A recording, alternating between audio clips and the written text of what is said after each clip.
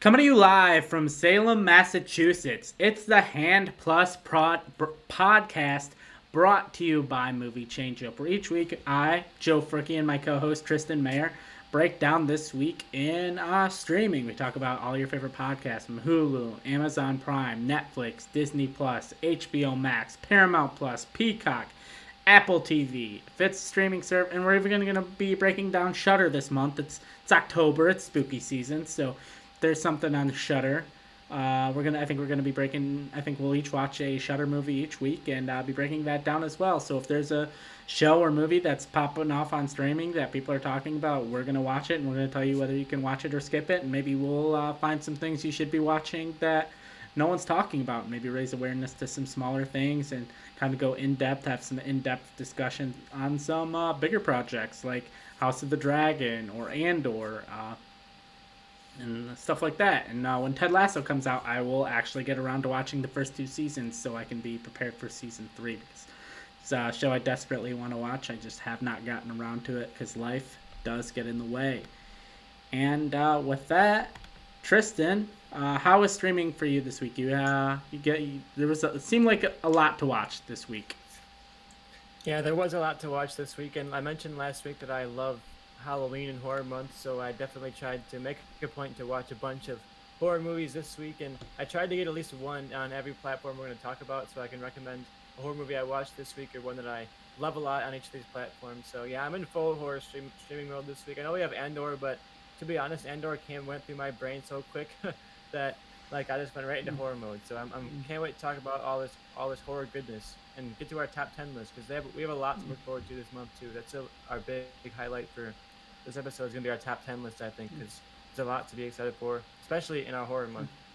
Yeah, it's hard because we record this show on Monday night, and Andor premieres kind of Tuesday night, Wednesday morning, so it's hard for us to still be in that Andor state of mind when we do this show. But, it puts us in a House of the Dragon state of mind. But with that, Tristan, let's kick it off with Hulu. I know I wrote Hellraiser on the docket. There was a little miscommunication, and we thought Hellraiser would be out by the time we did this podcast. Unfortunately, isn't, but we will be talking about it later, potentially as part of our top 10 upcoming in October. We'll break it down on what Tristan and I's top 10 upcoming projects are that are going to be releasing in October. But with that, I will move on to Celebrity Jeopardy. I think we've had 2 episodes out now. It's hosted by Mayim Bialik, who kind of stepped in and helped guest role as they helped figure out who their actual host was going to be. I think they have Ken Jennings hosting the main stuff, and then they have Mayim Bialik hosting kind of the celebrity tournaments and other various tournaments and other kind of different episodes other than the main set of episodes. But in the first episode that I watched, we had Simu Liu, who people will know from the Shang-Chi and the Legend of the Ten Rings.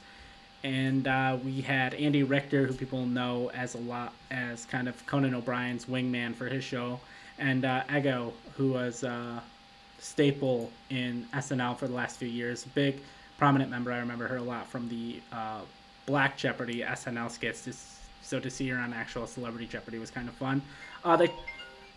As Tristan's phone goes off, they changed up the format a little bit, and also if you like seeing celebrities and especially seeing them compete in trivia, the questions are definitely easier than regular Jeopardy episodes, so you don't maybe feel as dumb watching these as you do regular Jeopardy episodes. But it was a fun episode. They changed up the format, like I said. Instead of doing single Jeopardy and double Jeopardy and then going into Final Jeopardy, it's an hour-long format, so they do single Jeopardy, double Jeopardy, triple Jeopardy, and then they go into Final Jeopardy. So there's a whole extra category or a whole extra round of questions. So I thought it was kind of fun. Definitely worth checking out. I'm 100% going to be keeping up with the tournament. I'm probably not going to do like a season-long breakdown on here, just letting people know that it's something they can watch on Hulu if you have Hulu. And it also airs weekly on ABC as well, but just Yeah, I didn't watch much on Hulu this week. I was hoping the Hellraiser would be out in time because I'm really looking forward to that, as we'll talk about later. But I also watched a couple of horror movies here on Hulu this week. I rewatched 2022's Fresh. That if you haven't seen Fresh, it stars Sebastian Stan of Marvel fame and Daisy Edgar Jones, who I believe was actually in the running for Rogue One, for the lead of Rogue One. So we have a weird crossover of Star Wars and Disney properties here. But yeah, this is about a young woman who is struggling to find a date and struggling to find someone in this kind of digital dating world where it's all about online and all about kind of different ways of interacting and that she's not used to. And she happens to meet Sebastian Stan, and it's in person. It feels so different. It feels so much better and more positive than other relationships. But of course, it's a horror movie, so it doesn't quite go as positive as you might think. It's called Fresh. You can slightly guess about where this might go plot-wise, but it's one of those that plays one way for about 20, 30 minutes and then pulls the rug out from underneath you and kind of reveals its full nature as it goes along. Of course, the title, unfortunately, I feel like gives a bit away about the actual like rug pulling, but a pretty good streaming platform movie, and it's this came out this year. So if you want to fill up your 2022 list and add some horror to it, it's a very fresh, very new feeling movie. It's very modern and from a female director, female lead, so it's kind of cool to see it, and especially in the horror genre where women aren't necessarily always like the voice that's being presented. Like it's always a male kind of view, so it's cool to see that in the horror genre. All right. Anything else you watched on Hulu, or just rewatching Fresh? I just rewatched Fresh. That was my highlight for the month on the week on Hulu. All right, all right. And to move on to Amazon Prime, I started to watch a movie, so this is kind of part of my Shudder recommendation. This movie's called Possum. It stars Sean Harris, who people may know. If you're a fan of the Mission Impossible movies, he's kind of been the main villain in the last few, especially in the Rogue Nation, Mission Impossible Fallout era of Mission Impossible movies. He was kind of the main villain there. And it stars him, and he's this weird loner puppeteer guy. And I'm gonna be honest, the movie, it seemed well made.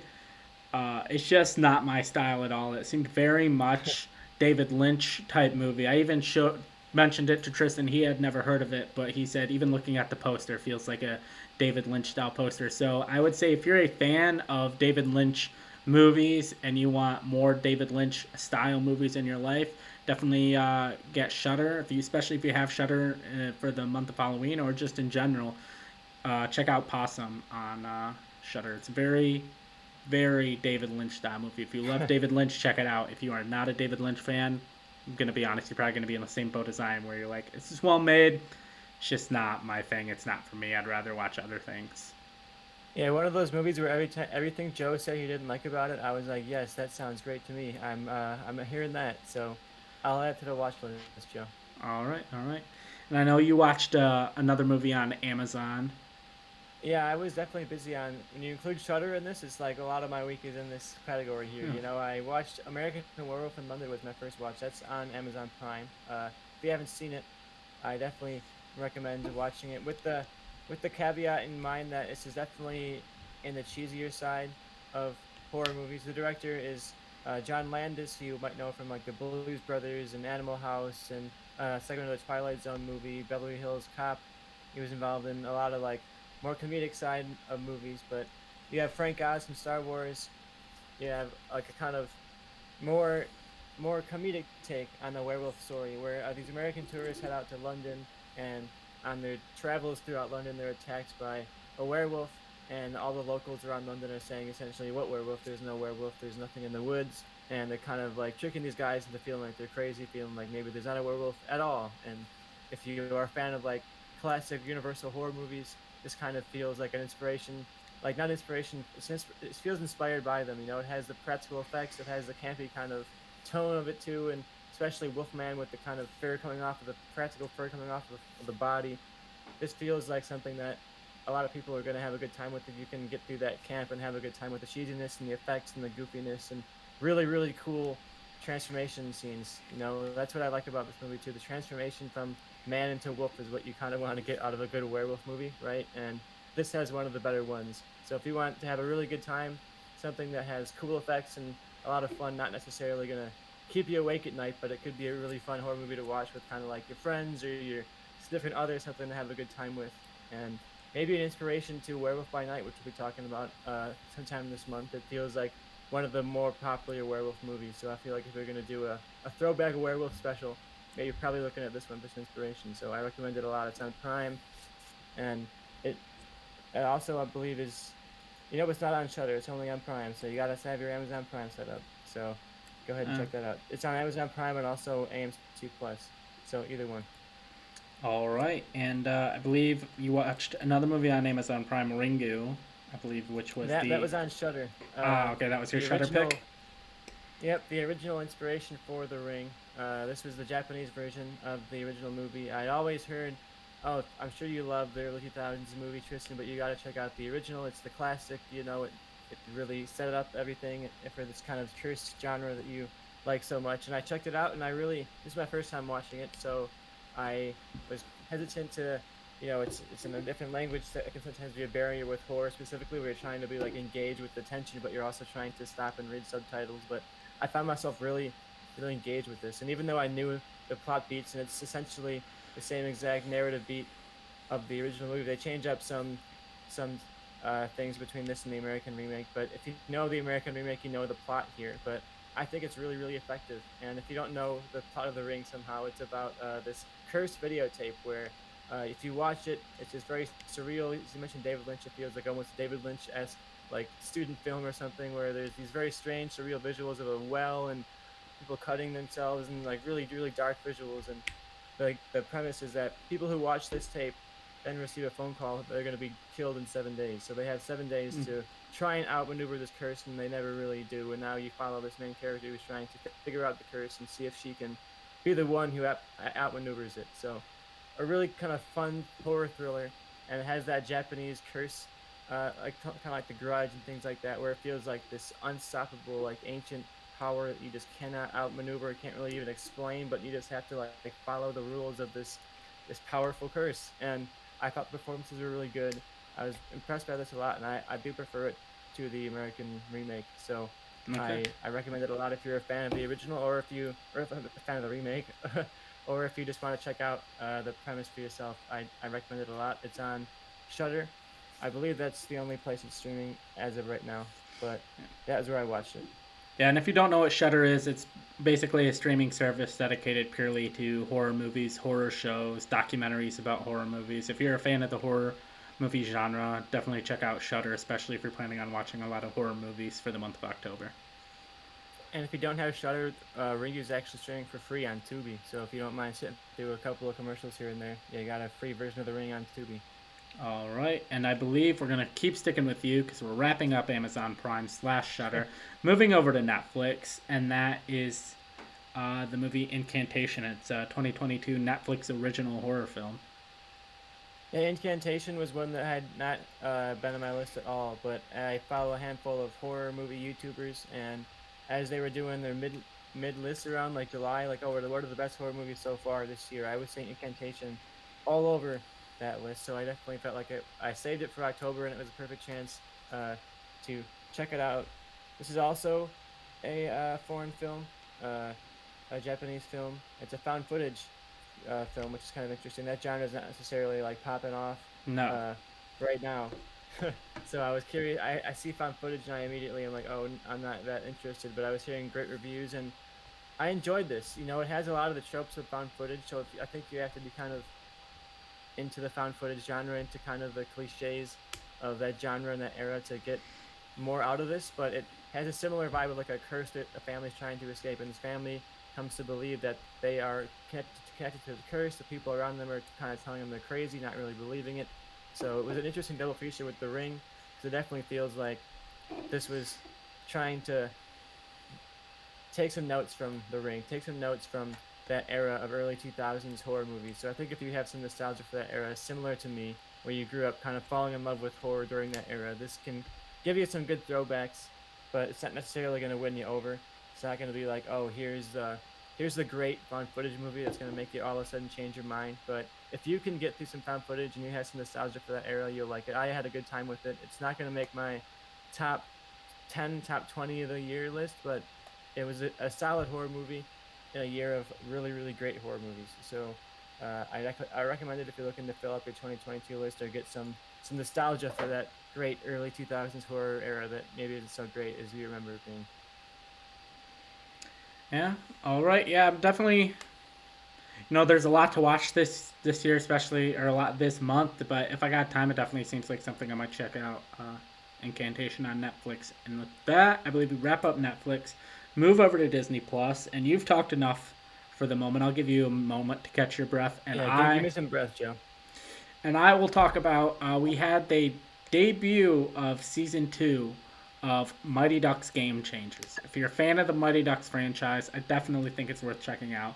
I'm not gonna sit here and tell you it's the greatest show ever written. I would say if I were to rank like movies or TV shows currently airing on streaming service based on 90s kids movies, Cobra Kai is number one. It's not, and then number two, probably we're gonna have Mighty Ducks Game Changers. I don't know if there's a three. I don't even know if there's an option for a three, but I think it's a quality show. It stars Lauren Graham, who people will know from Gilmore Girls or Bad Santa, and then this season. So the original season or the first season, not the original first whatever, had Emilio Estevez back as Gordon Bombay, but he didn't really want to comply with Disney's COVID policies, so he's not in season 2. They've kind of written his character out. And in steps Josh Duhamel as a former NHL player who is running this hockey camp that he accidentally, spoiler alert for episode 1, accidentally invites our Mighty Ducks to. So it's kind of this ragtag group of hockey playing kids going up against the best hockey players in their age group in the country. So only the first episode's out right now, but it looks to be a solid, fun season. Like I said, if you're a big fan of the Mighty Ducks and now you got kids of your own, maybe you can sit back and watch this show and they can connect with the kids of the show and have a fun time just watching a good kind of 90s style TV show, and you can have a little bit of nostalgia for the Mighty Ducks. So definitely, like I said, that sounds interesting to you, check out season 2 of check out season 1 of Mighty Ducks Game Changers. But if you watched season 1, you liked it, you enjoyed it, season 2 seems to be just on par with season 1. All right, on par with season 1. I didn't make it through season 1, so I feel like this is gonna be a miss for me. All right, hey, it's not for everybody. It's not for everybody. The problem is I don't really have much nostalgia for Mighty Ducks, so Yeah. it probably was not for me. Yeah. It's no Cobra Kai, I'll say that. Yeah, that's fair. That's fair. But I know there's something you watched on Disney Plus this week. A movie, not the movie Speaking that we of both nostalgia. watched. Not the movie we both Oh. watched. But I I believe got too excited there for a second. you watched a movie starring Johnny Depp and Winona Ryder. I did. Edward I'm Scissorhands. trying to, when you say you want to do a horror movie on every platform, you got to be a little desperate sometimes, you know.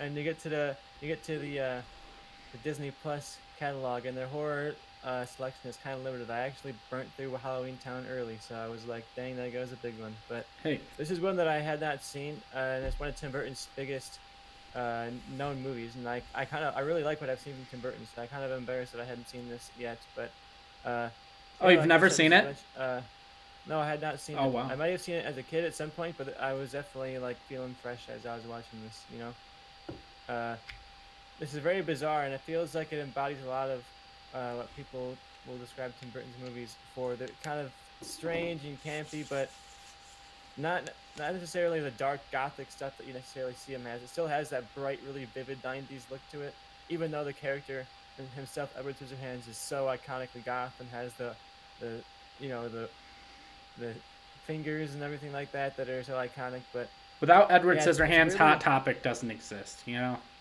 I know Edward Scissorhands created the Hot Topic, but yeah, I was really impressed by this one. It's odd, and it follows Edward, essentially kind of a Christmas movie when you think about it, because it's around the Christmas time. So I guess I could see this being like a Die Hard level Christmas movie, you know?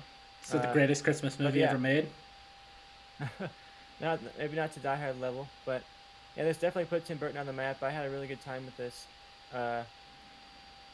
So you can see the inspiration for Tim Burton's rest of his career. And if you haven't seen it, I do recommend watching it. I know some people, it's like, oh, Johnny Depp is like all of a sudden the hot button celebrity now, but like, you know, you forget that he was actually in really good movies back in the day, you know. Yeah. Especially with Tim Burton, he had some great stuff with him. Yeah, it's curious why. back kind of to Netflix, but we have the Wednesday show coming out. I'm surprised that they're not releasing that in October, and they're waiting until I believe November 11th is when it comes out. So that's kind of odd. I mean, but maybe it sucks and they just want to dump it at some point. Yeah, it was cool to see this though, because it's back. Yeah, and Tim Burton was really at kind of his prime, because he's certainly lost his touch in recent years. So it was nice to see him when he was at his peak. Yeah. All right, and now I believe that transitions us over to the movie Tristan thought I was bringing up, and that is Hocus Pocus 2, a movie I'm not gonna lie, I went into with ground floor expectations. I've seen the first one a bunch. I'm not exactly nostalgic for it. I'm not someone who's desperate to watch it every Halloween or Halloween time, but I grew up in a time period where every October that movie was on ABC Family, which is now Freeform, 2 to 3 times a day, and so you're bound to hit it once or twice throughout the Halloween season. So I've seen it countless times. It's fine. It's solid. I'm not someone who, stands on the ground, chanting for this movie, cheering for this movie. I'm not. If this movie requested soldiers for an army, I'm not gonna enlist. But it's solid. It's fine. The first one.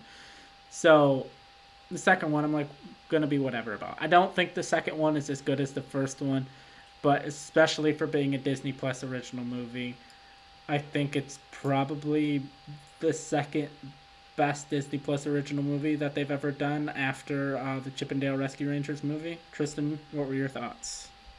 Yeah, I have more nostalgia for it than you. I saw it a lot of times. Yeah, like I said, it's on the rotation of Freeform every year. But yeah, I used to watch it a lot, and I have some nostalgia for, especially for those main three characters. So that was what I was really looking forward to, is seeing those three characters back again, and those three performances again. And this really, really worked for me. I had higher expectations than you, so maybe I was less impressed than you, but I still really, really had a good time with this. I thought it actually added to the lore and the history of these characters in an interesting way, without actually being bogged down in any way by that lore. Like it had enough there to add to the story, but not enough to make you confused or have to like sit there and figure out what's going on. It very much got you right to the comedy, right to the fish out of water fun of these characters thrown into a world not just uh different from them, but a world that is like inspired by them. Yeah. I thought it was very cool to see like they brought in the reality of like how much of a fandom this movie inspired, and the kind of drag community around them, and the kind of performances and the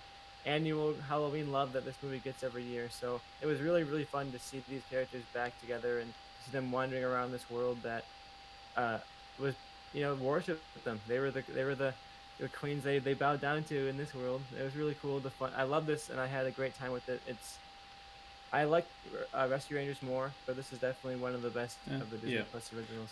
Yeah, it's one of those things where it's towards the top of the list, but just because it really doesn't have much competition. Like Cheaper by the Dozen was garbage. Sweet Jeez. Home Alone was horrible, and like I think it started off very very strong. When it started, I was like, oh, this may just completely destroy the original in terms of quality. But for me, I don't want to spoil it too much. But I feel like the ending was a little too anticlimactic for me, and that's where it kind of knocked it down. We're like, okay, this is definitely not as good as the original. And I feel like part of me felt like they wanted to make a Sanderson sisters movie, but also this is a Disney Plus movie and they're witches who eat children. So, like in a world where this was a theatrically released movie, maybe it could have been darker and I think just been called like instead of Hocus Pocus 2, just called like the Sanderson sisters and basically a Hmm. similar plot, just focused more on them. Because I feel like when it focused on the kids was when it was at its weakest, and I feel like the original movie was more about the three kids with the Sanderson sisters as in the backdrop, and this movie felt like it wanted to focus on the Sanderson sisters, but was forced to have these three new kids as the leads. Yeah, I felt you there, especially. I thought anytime they were focusing on the Sanderson sisters and showing it together and showing them out doing their antics and their performances, I was having a great time, and it was fun to see the actresses back Yeah, owning that performance. But anytime it was the kids, I felt very uninvested, and it just looked very bland, and it was like very gray and dull looking, and it didn't have that any of like the bright vividness that you would get out of like a '90s movie. So when you see these movies where it's like, oh, we made one in the '90s, now I'm making another one, it's sort of just like cements home how different movies look now than they yeah. looked back then. Especially It's when very, they very yeah. gray, very digital. especially when they cut back and have a flashback to a scene or a moment from the original. But yeah, I thought this was very front loaded. I thought the beginning was great. The flashback sequences, I'm not going to go into super detail, but they do have a good amount of flashbacks at the beginning that I thought were really interesting. And I loved the performances there. And I was really into this for the first half, but the plot, unfortunately, I think is where it falls apart. There's not really much plot. It's just kind of like, oh, the Sandersons are back, and we've got to kind of like stop them before the sun comes up. You know, it's there's not a lot of narrative there. It's just kind of like humor moments happening and Yeah. sequences that are cool and fun moments, but not necessarily any plot there. So I Yeah. think that was what held me back from really loving this. But I thought it was great. It was really funny, very fun. To and I had a great time with it. If you're thinking this is gonna be some terrible like monsters level kind of piece of garbage, it's not that level. This feels like it's gonna anyone who's a fan of the original is gonna have a great time with this. It's not gonna be like insulting to your memory of the original movie No. or anything like that. Yeah, I think if I were to recommend this to anybody, it would be people like if you're a fan of the original Hocus Pocus and we're afraid to check this out because you don't want it to taint the original. I don't think it taints the original. I don't think it's quite as good, but does add anything to it? No, but I think it's definitely worthy of checking out. And even if Yeah, you're, very fun to yeah, see the characters back. yeah, I think I would say if you're a fan of the original, check this one out. It's kind of where I'm at. But I would say if you don't really care to see, if you've never really seen the first one or you never really had much love for the first one, I don't think there's much of a point to check out the first one. So you better understand this one. Yeah, if you haven't even seen the first one, you're probably not even gonna understand a lot Mm-hmm. of what's happening. Yeah. It's just kind of like characters gonna show up and you're not gonna Mm-hmm. understand who they are or like why we care about them. So The one I mean, thing, I'd recommend watching the first one if you can. If you haven't seen it, I think it's worth checking out the first one. It's not going to be like a 5 out of 5, but if it's a '90s kind of fun kids movie, I would recommend checking out the first one. yeah, the one thing I will say that was definitely the most disappointing, and this isn't really a spoiler, but the fact that there was like no mention, reference, cameo, anything by like the original three leads was the most surprising to me. I thought for sure, especially because none of them are exactly like big A-list stars right now that are hard to get, was kind of the most. I mean, Thora Birch is still working, but the other two, I don't know if they even do anything anymore. That Disney Plus couldn't throw them $15,000 to have a small appearance in this movie. Yeah, it's definitely possible. I know they filmed this during uh, one of the harder COVID lockdowns at the time. I remember when they had filmed the Salem performance. There's a big performance in this movie. I remember when they had filmed it and they had to do a lot to get through that with COVID restrictions. So I wonder if that might have been a reason they didn't necessarily expand the cast more than they did. But Yeah, that's fair. that could have contributed. All right, and I think that kind of wraps up our Disney Plus and moves us over to HBO Max, House of the Dragon, and not much to talk about for this episode for me. I think it's still solid, still quality. If you're a fan of Game of Thrones and you haven't checked out House of the Dragon, definitely check out House of the Dragon. Um, so I don't know if we need to go like a full deep dive in this episode, especially we still got the top 10 upcoming in. I still want to talk about Apple TV really quick. But the one thing I'll say is the episode seemed very dark, and that was not like thematically, but just visually. Like someone took the filter and just slid the brightness down, and they're like, "Oh, the Miguel Sapochnik, the director, was like, oh, that was a deliberate style choice." But this is the thing that's happened to Game of Thrones. Like in 2 or 3 episodes, people complained because they couldn't see anything.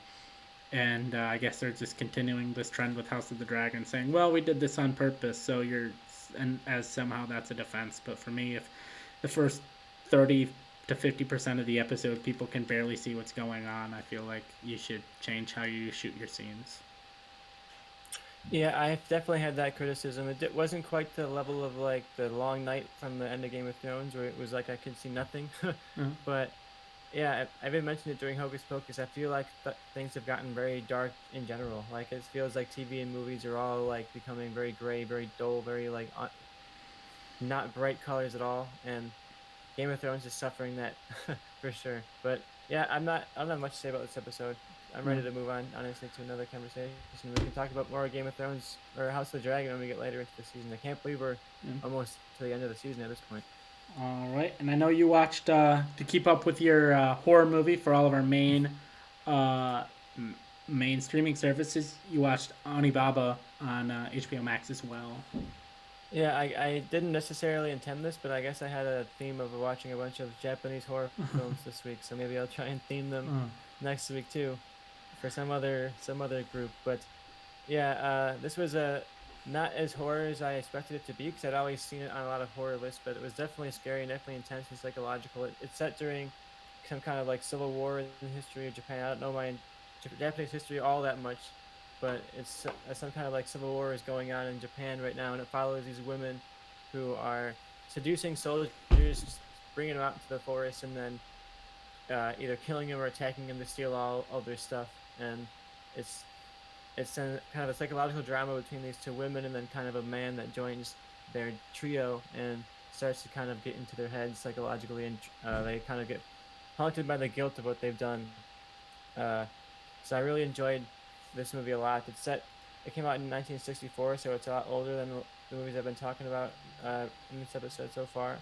But uh, I definitely enjoyed this a lot, and I think it's interesting because it's not necessarily a horror movie. It's more of like a really psychological mental drama.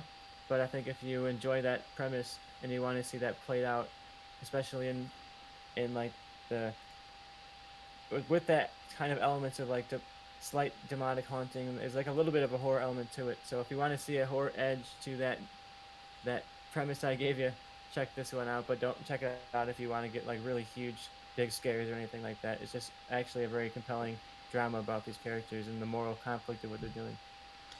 All right. Definitely might check that one out. And with that, we move on to our last streaming service, and that is, before we go to our top 10 upcoming in October, and that's Apple TV Plus. Maybe the first time we're covering Apple TV Plus on this show because I haven't had much to talk about. And I don't know if you watched the movie. I watched the movie this weekend, and that's The Greatest Beer Run Ever, and movie starring Zac Efron, directed by Peter Farrelly, I believe one half of the Farrelly brothers, who gave us a lot of the classic 90s comedies. He went on to direct Green Book, which won the Oscar for Best Picture somehow.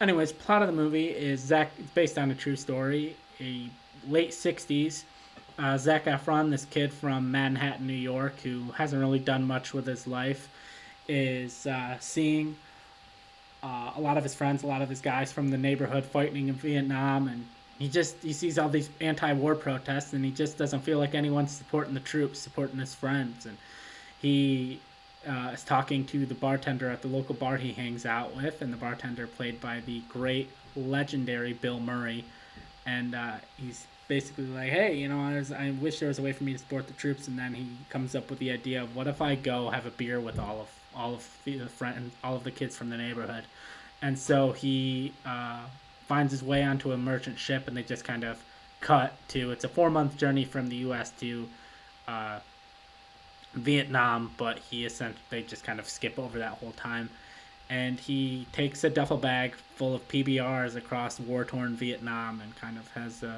he kind of learns what it's really like over there, and he kind of starts off talking to the media. One of the main media people he's with the whole time is played by Russell Crowe.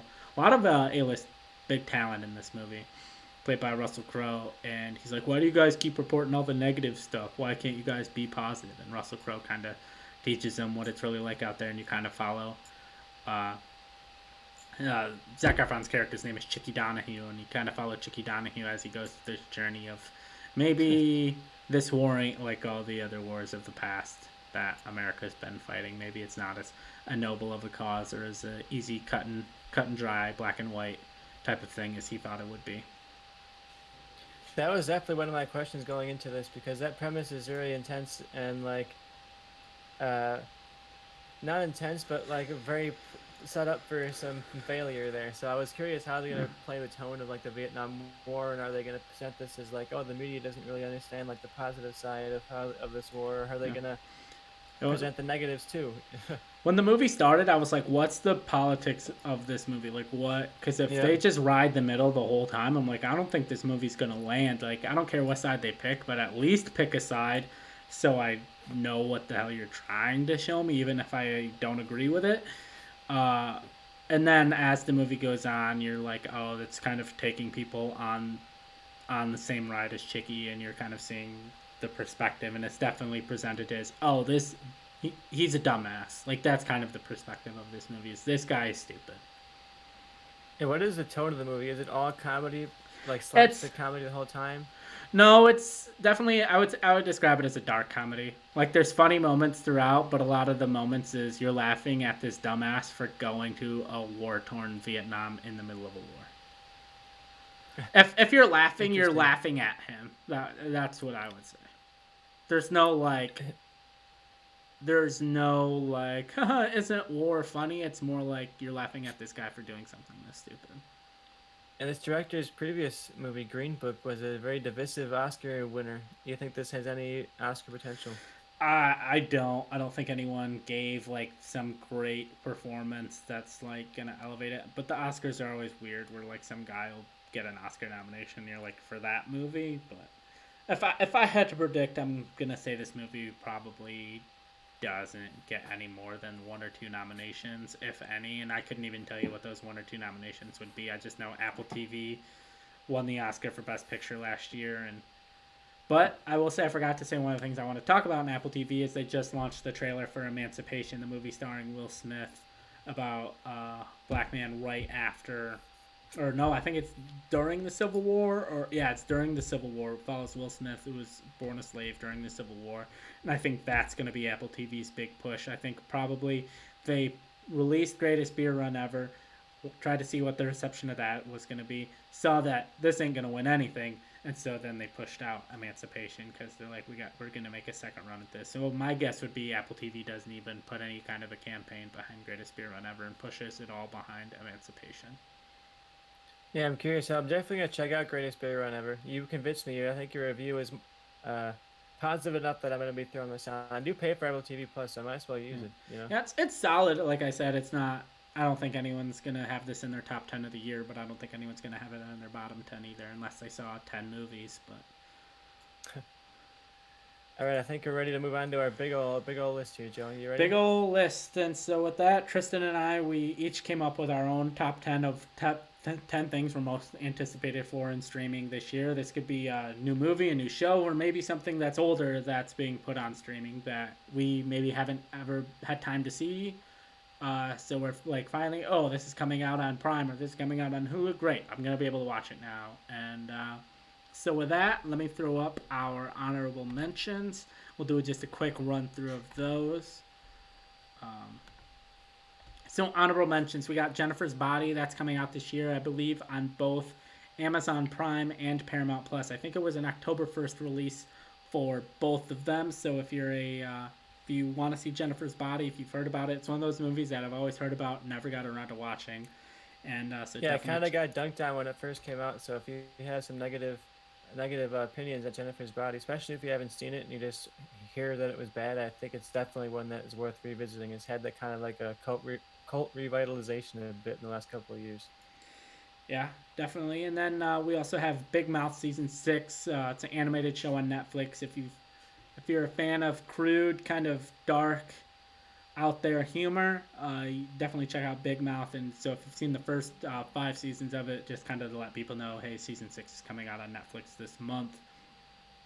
And Couple seasons behind, but I like the first couple seasons. Yeah, it's basically created by Nick Kroll, who people know from The League and a couple guest appearances on Parks and Rec, and he's a known comedian.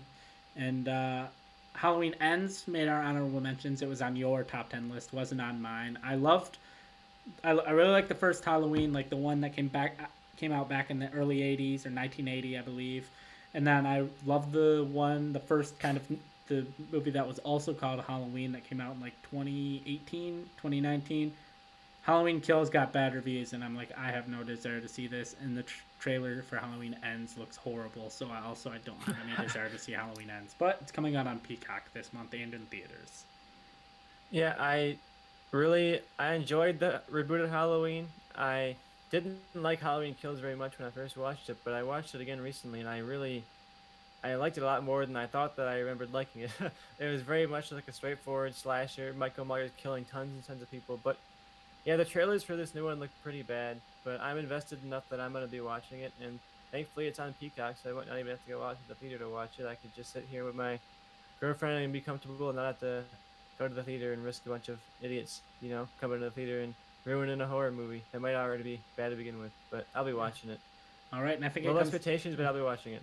And I think it comes out the 14th, and also on your list, not on mine, because I've never seen an episode of this show. And that's American Horror Story NYC. I believe it's a new season coming out on FX and also going to be on Hulu. Oh, I'll tell you what, Joe, you gotta watch at least one episode of this. Might not even be the first episode. I'll find the worst episode of the season and I'll make you watch that one with no context because that's one of those kind of shows where it's like I always get baited back in. I'm like, I'm not gonna watch it. I'm not gonna watch the next season. The last one was terrible.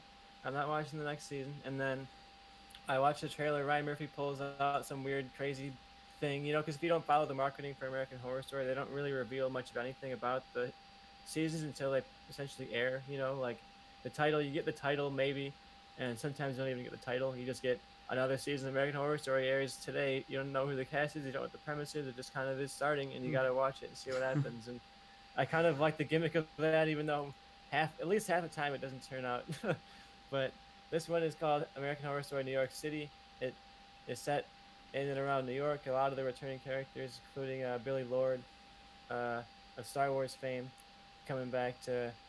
She's one of the kind of darlings of this franchise now, so she'll be back. But unfortunately, not a lot of the big mainstays like Evan Peters or Sarah Paulson. So that kind of kept it out of being higher on my top 10 list. Plus, the show is just not even close to where it used to be. But it's a pretty campy, ridiculous ride. If you want to see something crazy, every episode you have no clue what's going to come. It could be a totally different episode with totally different characters set in a totally different time with no explanation for why or how it connects to the story at all.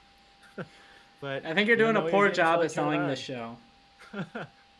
It's a pretty wild ride. That's all I'll say. And it's gotten wilder with each season, so this one could be interesting.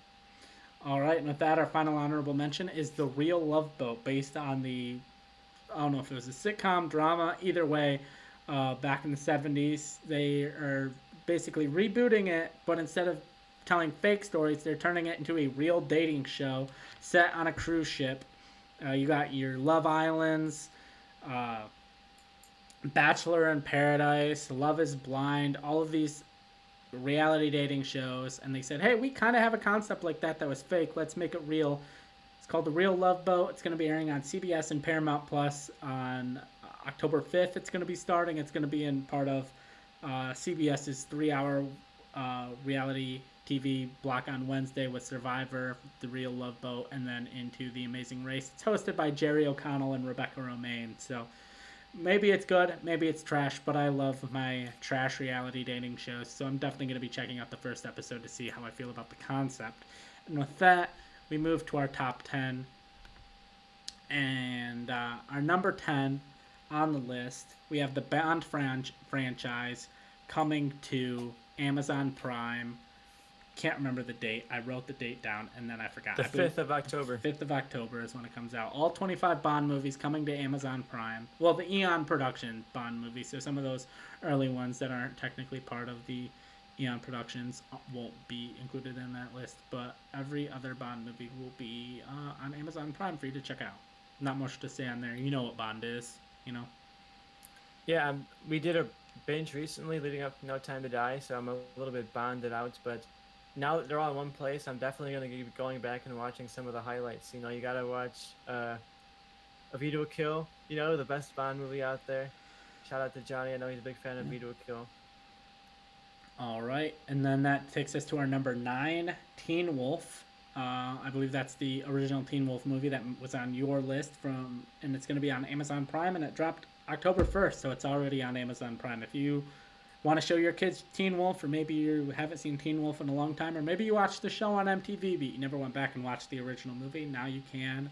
October 1st, Amazon Prime. But Tristan, it was on your list. What made you want to put Teen Wolf in your top 10? I have not seen Teen Wolf yet. It's one of those campy horror comedies I've wanted to check out in the vein of like a Gremlins 2 type of movie, or even like American Werewolf in London that I talked about earlier. So I'm looking forward to seeing this. It looks like it'll be a lot of fun. I'm not expecting it to be necessarily a horror movie, but I could throw in a comedy with some horror fun in there. It can't all be scary all the time. And I love Michael J. Fox. He's incredible in Back to the Future. So I can't wait to see him in one of his other iconic comedy roles. So, fun fact, you brought up Back to the Future. They actually shot Teen Wolf was shot before Back to the Future, but released afterwards because they were all set to release Teen Wolf. They weren't sure how to feel about it, and it was the same studio, and they started getting the dailies back to the Future, and they were really excited about Back to the Future. They were like, "This could be a mega hit for us, and we'd love to have a movie to release starring the star of Back to the Future right after to keep up with that momentum." So they held off releasing Teen Wolf, released Back to the Future, and then dropped Teen Wolf when people were super high on Michael J. Fox. So there's your Teen Wolf fact of the day. I like it. I guess got a double feature. Back to the Future right into Teen Wolf. Yep. All right, and then we have our number 8. Is Teen Wolf 2 worth watching, Joe? I've never watched it. It doesn't even have Michael J. Fox. It's Jason Bateman as the same guy. Oh, jeez. Never mind then. Maybe not. All right. And do you hate Jason Bateman?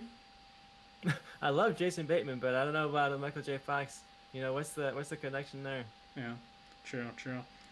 And so that takes us to our number 8, and that is the Trap 13, How We Survived the Thai Cave. It's going to be releasing on Netflix on October 7th, and that's a documentary about the kids who survived in the soccer team who survived in the Thailand cave for a number of days, and kind of their story there. I watched the movie directed by Ron Howard that I believe was on Amazon Prime. That was more the story of the rescuers, and while I was watching that, I'd been like, I would have loved if this was like a double feature, kind of how they did Flags of Our Fathers and Letters from Iwo Jima. One story from the side of the rescuers and one story from the side of the kids in the cave, so I'm definitely intrigued to see what the kids in the cave story was, and like I said, that's Netflix on October 7th.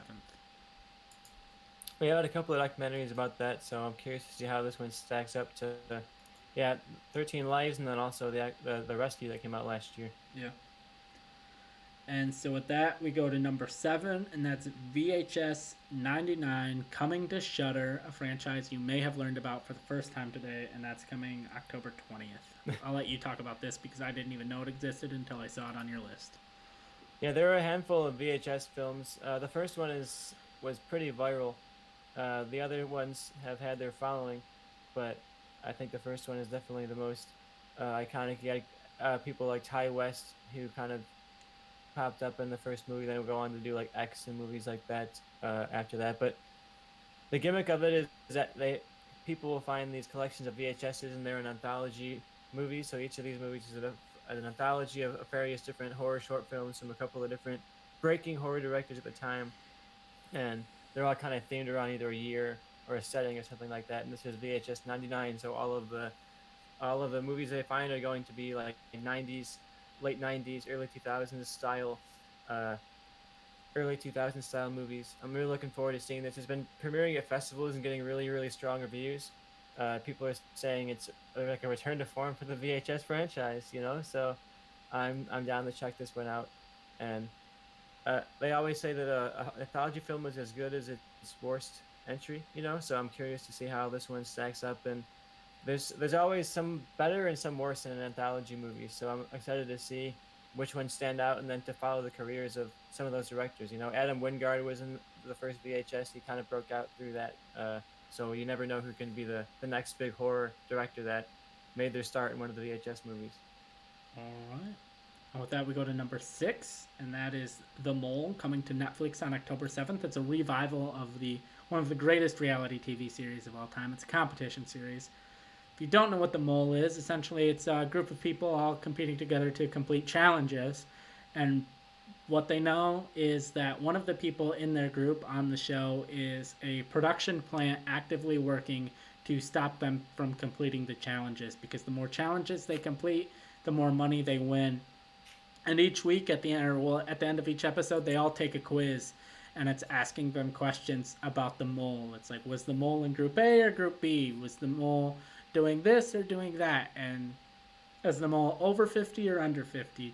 Questions like that. And whoever gets the most questions wrong is eliminated. So essentially, during the day, you're doing 2 challenges. You're competing in the challenges you're trying to compete, but you're also looking around you to see who's tanking these challenges or who's just bad at these challenges. And it's a very fun show, because at the end of the season, when they reveal who the mole is, they reveal where all the clues were. Because throughout the whole show, there's clues to who's the mole. Like, there'll be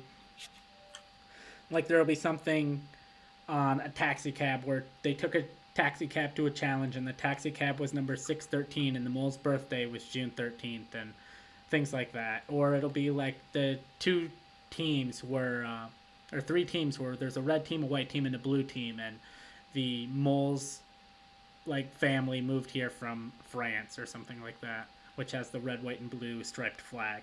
And so it's just kind of a fun reality competition show. It used to be hosted by Anderson Cooper back in the day. I'm not sure who's hosting it now, but it's not Anderson Cooper. I can't remember who the host is, but I'm very intrigued to rewatch that. And The Mole was one of my favorite shows growing up, so I'm definitely happy they revive it, and I hope it's as good as I think it can be, especially on a platform like Netflix that does the dating reality show as well, but I'm hoping it can cross over and do the kind of reality competition show as well. That one's all you, Joe.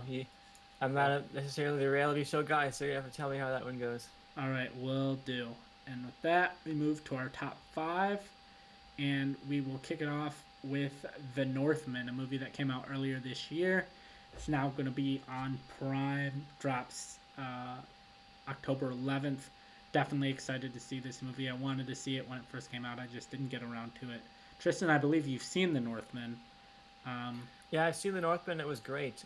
Definitely visually intense and really, really great sound design and all that stuff. It was a great one to see in the theater, and I'm glad it's going to be on Prime because Amazon does do a really good job with their video quality, especially recently. They've been improving it a lot, so you're going to get your money's worth out of this. And if you don't know the plot of The Northman, it stars Nicole Kidman and Alexander Skarsgård and Anya Taylor-Joy. Alexander Skarsgård is the Northman. He plays this Viking who is on a revenge quest after some members of his family are brutally attacked and killed. He kind of centers his life around this quest for revenge, and he wants to, seek his revenge and then die on the battlefield of and be, brought to Valhalla in his Viking honor. So he wants to go down like a Viking man should, and this follows his epic journey as he's now an adult and closing in on his revenge finally after all these years. And Anya Taylor-Joy is sort of this witchy presence in his life that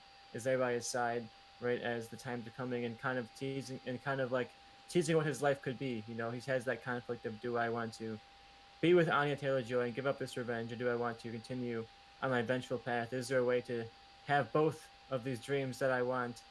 And that's the conflict of The Northman. It's a really, really compelling, really, really well shot movie. A couple of really crazy Robert Eggers moments. If you've seen The Lighthouse, we can get a bit weird. There's some lighthouse in here, but it's a much more streamlined, much more straightforward than even The Witch. So I think if you've been kind of on the edge of Robert Eggers thinking he's a bit too weird for you, this is much more of a streamlined narrative while still being really, really compelling and really elevating his craft a lot. So I recommend Northman for sure. Definitely one of the best movies of the year so far, and sadly underperformed a bit at the box office. Hopefully it does well on streaming here. All right, and that brings us to number 4. This made your list. I've never seen a single movie in this franchise, and that is Hellraiser, coming to Hulu Tuesday, October 4th. It's coming out basically probably if you're not watching this live, you can turn Hulu on right after you see us and go watch it. Yeah, I had this very high on my list, mostly because I love the first Hellraiser, and it's such a brutal, really intense movie. There's so much gore and so much darkness and really great dialogue, and it's very, very one of those you shouldn't be watching this kind of midnight movies that you watch and you cringe at the screen. You can't believe the body horror you're seeing type of movie, and we don't get a lot of that recently, especially in horror. It feels like we've gotten very serious and very kind of melancholy, or meditating on grief, or meditating on death. It's all about the slow burn, and I'm hoping that this Hellraiser can join the chorus of these huge, ambitious, big movies like Malignant, like Barbarian, even like Smile, in a way where they're kind of throwing it back to the basics and making it kind of fun and making it kind of big. And Hellraiser has a known history for being over the top, and I'm hoping that this can give me some over the top, crazy fun and continue bringing the fun back to horror in a genre that has started to slowly but surely lose its fun as everybody tries to be the next, Hereditary and not the next Malignant. All right. Definitely let me know how that goes, because I probably won't watch it. just because I don't have love, I don't have care, I don't have an affection for the Hellraiser franchise. But what I do have love, care, and affection for is Mike Flanagan's work on Netflix, and that takes us to The Midnight Club, coming to Netflix on October 7th. October 7th is going to be a busy day if you love a lot of the streaming content. Seems like everything's dropping then. And so, created by Mike Flanagan, who did Midnight Mass, Haunting a Bly Manor, Haunting a Hill House. He directed movies like Hush, movies like Gerald's Game. Doctor Sleep, I really liked a lot. Yeah, he directed Doctor Sleep, which is really good. And essentially, I don't remember what this is based on, but I feel like it's based on something. And essentially, the plot is these kids in this old kind of mansion going down to the basement at midnight to tell scary stories. So, like the VHS franchise, I believe this is going to be somewhat of an anthology, bookended by this group of kids in this mansion telling stories. And I'm very excited to watch it. Mike Flanagan is my favorite horror creator right now, so I feel like he's gonna knock this out of the park.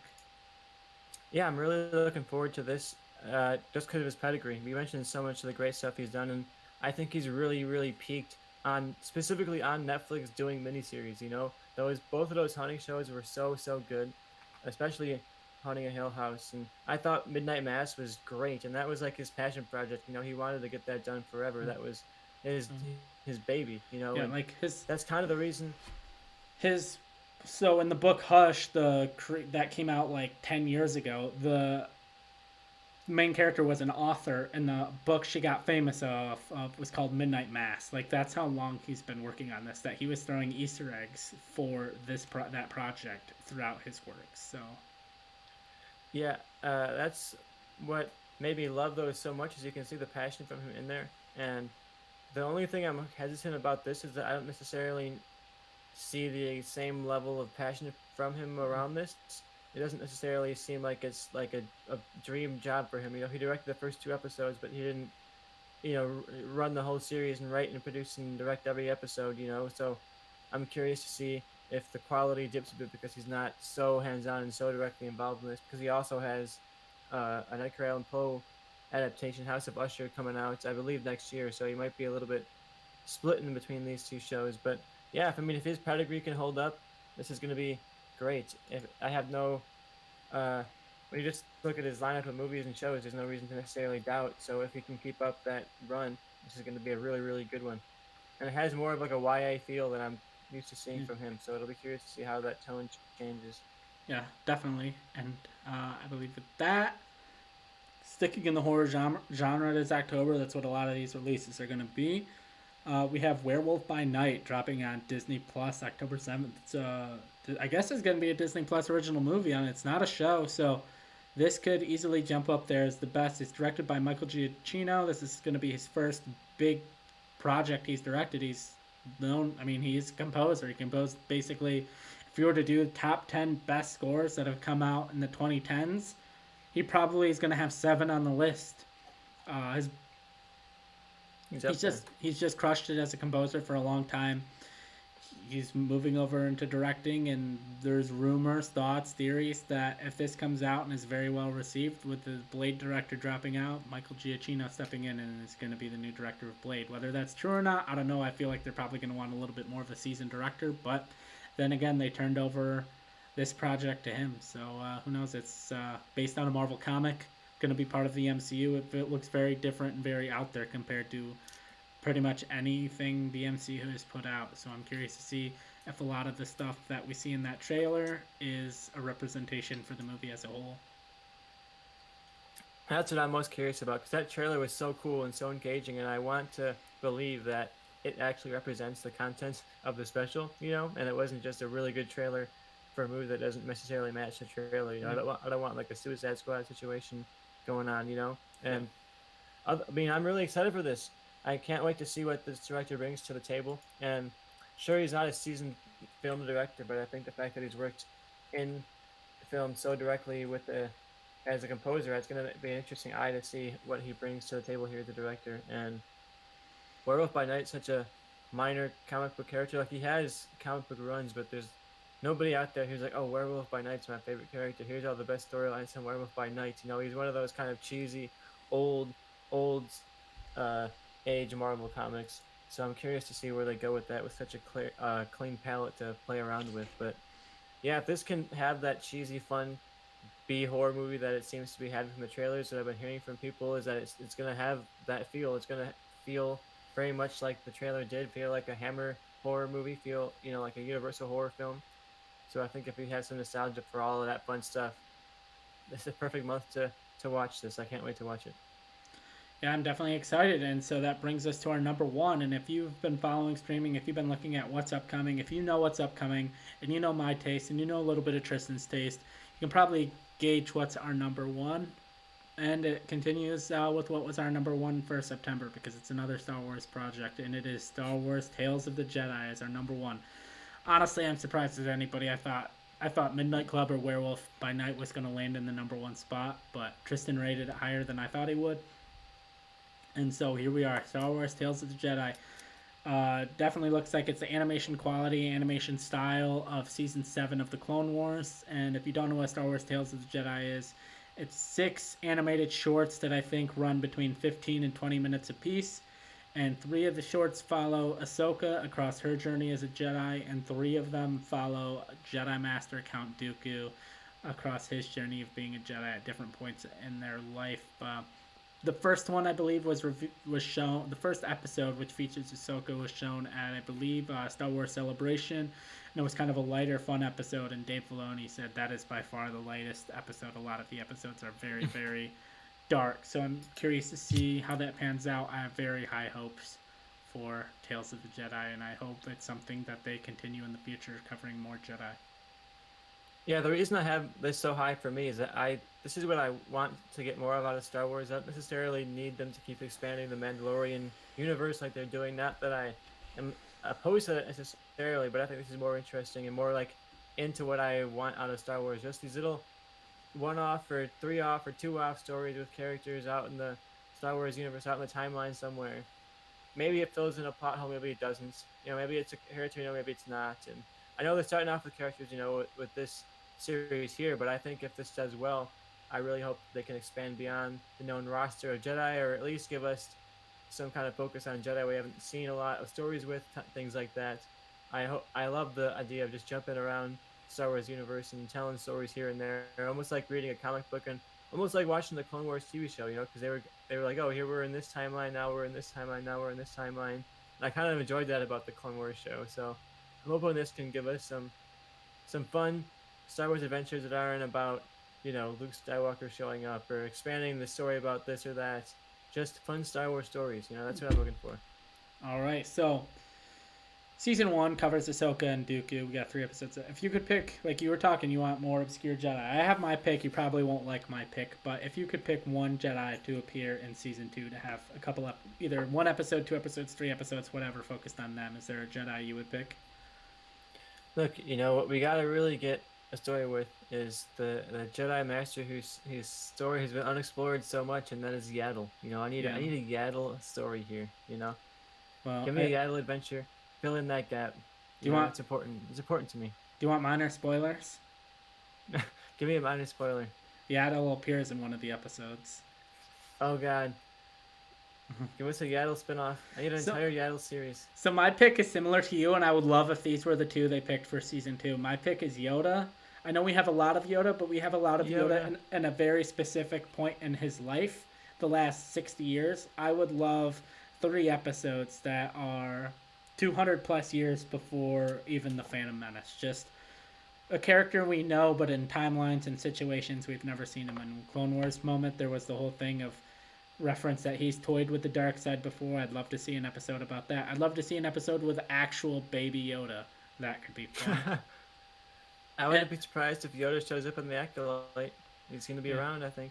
Yeah, and an episode that maybe focuses on him training a young Count Dooku, and maybe he sees something in him that he's like, I don't know if I should be training this guy. This guy could go dark, but Yoda would be my pick. And I'd be down, especially after that, if we got more obscure Jedis. I really don't need 3 episodes that focus on Luke. I don't need 3 episodes that focus on Obi-Wan. So that would be Yeah, I'm looking forward to this, and I think I'm mostly curious than excited, because this is it's gonna really be a telling of what the show actually is once you watch it, and what when we get an idea of what the feature of the show is. But yeah, I'm looking forward to this a lot. It's gonna be it makes sense to set it number one because we're both Star Wars nerds, and yeah, I knew it'd be high on your list. When I saw it was that high, I was like, oh, it's gonna be a good one. Yeah, I'm excited for it. I'm intrigued by it, and I can't wait for it to come out. And it comes out October 26th on Disney Plus. And I believe that brings us to the tail end of our show. We're kind of changing up the ending. We're changing up how we do things. If you've been watching our show, we usually wrap with the MVP and winner of the week. We're scrapping the idea of winner of the week because we never know like what are we supposed to do with this information. So what we're going to be doing now is throughout each week of the month, Tristan and I will talk after the show and figure out what services we liked, what services were kind of weak that month, and then at the end of the week we're gonna do kind of like or end of the month, sorry, we're gonna do kind of like a drop and add, like, hey, these are our gold, silver, and bronze streaming services. Like, so maybe if you don't have Paramount Plus, you hear us talking a lot about it, but then at the end of the month you're like, oh, they gave Paramount Plus silver this week or silver this month. You're like, maybe I should actually check that out and see what kind of content they have on there. Or maybe you're like, I don't really have a lot of Hulu. I don't really watch a lot on Hulu, but I have it. And then you see at the end of the month, we're not even ranking it in our top three. Maybe that's the push for you to drop Hulu and maybe try out another streaming service or use your money for something else. But we think that's probably the best route going forward, especially because the idea of this show is recommending shows that people should watch or telling people to maybe avoid certain shows or movies because they're not worth their time. So we think that's kind of the best. However, we are going to keep doing the MVP at the end of every week. I have my choice for MVP. I think I know Tristan's choice because we tried to keep it secret. We used to reveal them to each other before the show, but I thought it was more exciting and more interesting conversation if we didn't know who it was going into the episode. But Tristan, at this point in time, why don't you reveal your pick for MVP? And for my MVP, I did a little bit of a cheat here, because you think MVP most valuable, person, but I'm going with a triple play here. I think it's the week of Hocus Pocus 2, so my MVP of the week here for streaming is going to be Bette Midler, Sarah Jessica Parker, and Kathy Najimy reuniting on screen against all odds to be the trio, the Sanderson sisters, back together again. And they're so dedicated to performances. They had so much fun, and that movie does not work in any possible reality way if any one of them is like not giving it 100%. Or imagine one of them doesn't want to come back. Like, that kills this entire movie. So the fact that all three of them said yes and all three of them really gave it their all and had fun with it, I think that made that movie what it is. So they're my MVPs this week. All right, my pick for MVP this week, we'll see who goes, if anyone can sway anyone else. We have to have one for the show, is Kevin Lau, the writer of the most recent episode of House of the Dragon. I thought this was, in my opinion, the best episode yet, regardless of the fact that I couldn't see the first 15-20 minutes of it. I thought the writing was on point. I was on the edge of my seat the whole time. A lot of great twists and turns. A lot of great moments. It's hard because I don't want to spoil anything for anyone who maybe hasn't caught the episode yet.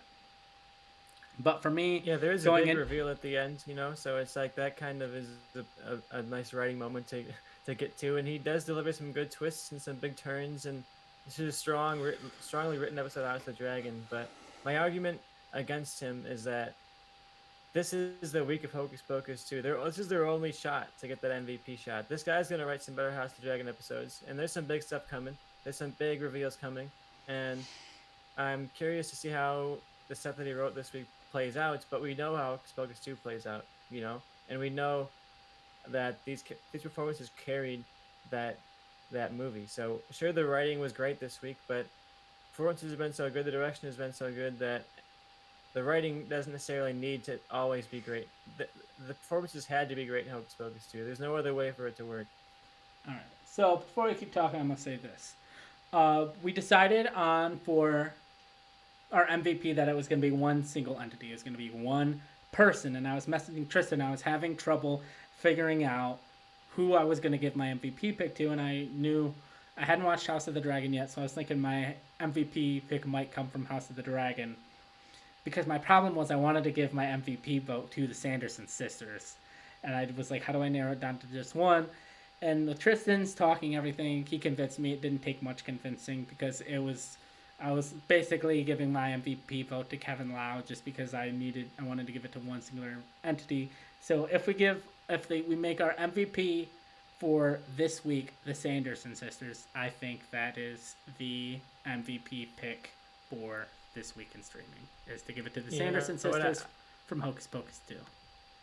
I like that too because it includes also Taylor Henderson, Juju Brenner, and Anita Kitchen, who played the younger versions of the characters, and they did a great job embodying those characters. Especially Taylor Henderson, who played the younger version of Bette Midler's character. Oh, crushed it. She was really funny and really had that charm down and the antics down and the aneurysms down. She was great. If they announce tomorrow that they are making a prequel to Hocus Pocus, and it's starring those girls like back in the Salem, and the whole movie's just going to be in the Salem times, and it's going to be kind of their origin story to become the Sanderson sisters. Whatever month that comes out, it's going to be my number one. Like that was in a heartbeat. That was far and away the best moment of the movie. That I love Bette Midler, Kathy Najimy, Sarah Jessica Parker as the Sanderson sisters, but that was by far and away the best moment of the movie. Was that opening? Yeah, I would watch an entire show about those three women and their coming of age as witches in Salem. It was great opening sequence. Yeah, so I'm down to make it the Sanderson sisters, a unit. That makes sense. It's a single unit. Yeah, a unit of three. So our MVP for this week in streaming is going to the Sanderson sisters, and with that, wraps up our show. We will be back next week. If you got a show, movie, streaming service, anything you want us to check out, talk about, talk to the hand and tweet at Movie Change Up, or tweet at us, message us directly, and we will get back to you and tell you that we will be checking it out. And unless your thing you want us to check out looks horrible, then I will tell you, I will tell Tristan to watch it. Exactly, I'll let Tristan watch it. And so with that, without further ado, goodbye.